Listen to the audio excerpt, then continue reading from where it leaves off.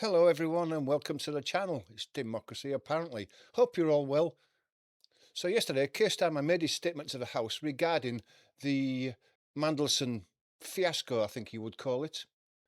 And basically what it was just a complete and utter pack of lies where he completely denied any knowledge of anything. But is the Prime Minister, Keir Starmer, incompetent or is he just lying? And that's the question consuming Westminster. Starmer claims he was kept completely in the dark about his controversial pick for US Ambassador Peter Mandelson, failing security vetting. As he tries to pin the blame on his own civil servants, his past assurances are coming back to haunt him and his excuses are starting to fall apart. So let's quickly just recap. In 2024, Starmer appointed Peter Mandelson as US Ambassador, despite red flags over his links to Jeffrey Epstein, but not just Jeffrey Epstein, it was also connections to Russia and to his friendships with China as well. Starmer assured Parliament that proper process was followed, but we now know that was false. Mandelson failed his high-level security vetting in January 2025, but officials at the Foreign Office overruled the advice. And he was only sacked in September 2025 after new documents exposed the extent of his relationship with Epstein. The bombshell isn't the bad appointment, it's the cover-up, and it leads straight to the Prime Minister. Faced with accusations of misleading Parliament, Starmer is pleading ignorance. He claims to be furious and says it's unforgivable that he and his ministers weren't told about the failed security checks. To prove it, he fired the top official at the Foreign Office, Sir Ollie Robbins. Starmer's strategy is clear. Find a scapegoat and frame this as a failure of process, not a failure of his leadership, and throw them under the bus. He wasn't lying, his team argues. He was just misled himself. Take a look at this. Mr. Speaker, I know many members across the House will find these facts to be incredible.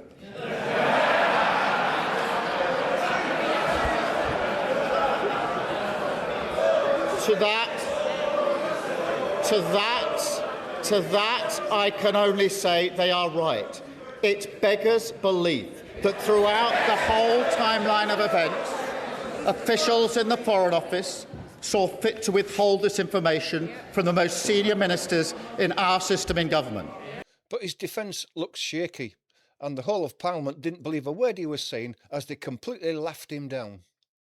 The idea a Prime Minister could be so oblivious about the security vetting of one of the most sensitive diplomatic posts, as opponents call it, is preposterous. The timeline is damning. Starmer was reportedly advised to complete vetting before the announcement advice he ignored. Journalists also allegedly alerted Downing Street to the vetting failure months ago.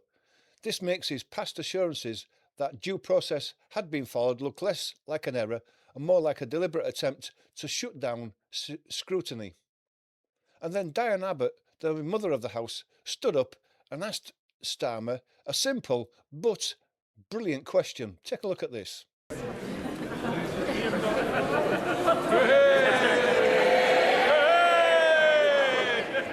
The Prime Minister has gone on at considerable length about process and procedure, but ordinary people don't really care about process and procedure. They want transparency and they want to know that they can have confidence in the words of elected politicians, like all of us in this chamber. On the question of Peter Mandelson, it was in the 90s that Peter Mandelson had to resign from the cabinet for the first time because of his dealings with the millionaire Jeffrey Robinson.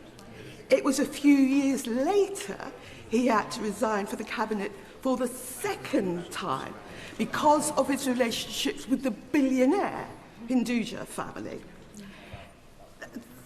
Peter Mandelson has a history.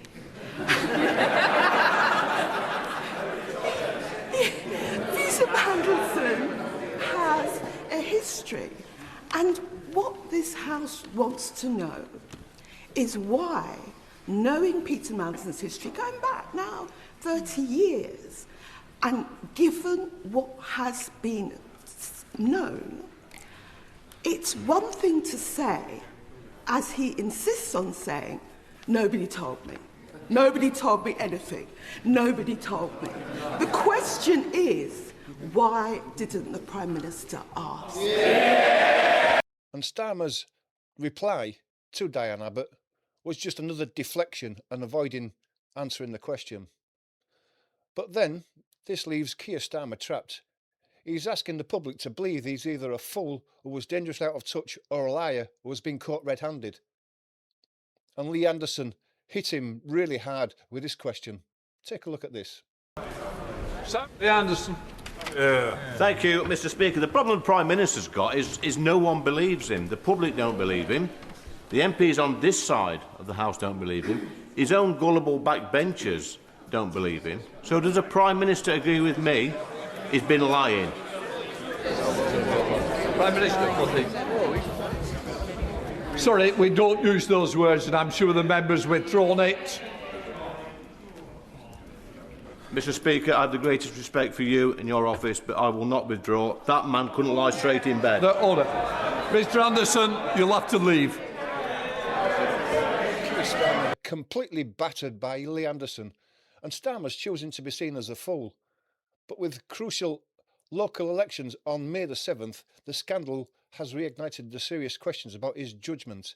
It's a classic case where the cover-up becomes worse than the crime, and Starmer may be digging a hole he can't escape from. So what do you think? Is Starmer's claim of ignorance believable? Is Starmer someone who is just not thorough enough to ask pertinent questions about people he is appointing? And when it all goes wrong, he blames everybody else but himself. So what do you think? Is Starmer's claim of ignorance believable? Or is he just someone who doesn't take responsibility for his own actions? He blames everybody else and thinks that's enough to get away with it all. So what do you think? Is Starmer's claim of ignorance believable? To me, it's not. He's just evading all the questions. He's reading from a script that he's prepared over the weekend, and his claims of ignorance and not being told and being kept in the dark is completely unbelievable. But let me know your thoughts in the comments below. And for more analysis that cuts through the spin, make sure to subscribe. Thanks for watching. Enjoy the rest of your day. I'll see you again on the next video.